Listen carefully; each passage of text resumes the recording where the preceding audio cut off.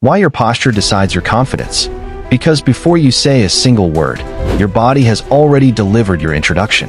The way you stand, sit, and move silently communicates your internal state to both your brain and the people around you. When your shoulders collapse, your spine curves, and your chin drops, your body signals doubt, and your mind begins to believe it. But when you stand tall, keep your shoulders open, chest lifted, and gaze steady, something powerful shifts inside you. Your breathing becomes deeper, your voice gains clarity, and your thoughts feel more organized. Confidence is not just a mental decision, it is a physical position. Psychology explains this through embodied cognition, the principle that your body directly influences your emotions and thinking patterns. A strong posture reduces stress signals, improves vocal control, and increases your presence in any room. People respond to stability.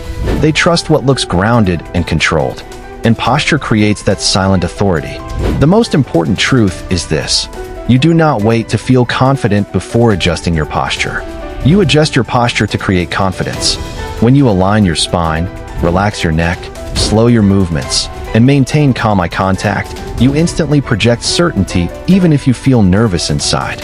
Over time, that projection becomes your natural state, because your brain constantly reads your body and adjusts your emotions accordingly. If you want stronger communication, executive presence, and natural leadership energy, begin with your physical alignment. Walk with intention. Sit upright without stiffness. Let your gestures be purposeful, not rushed. Speak from a stable base. Confidence is not loud or aggressive. It is controlled, balanced, and composed. And that composure begins with posture.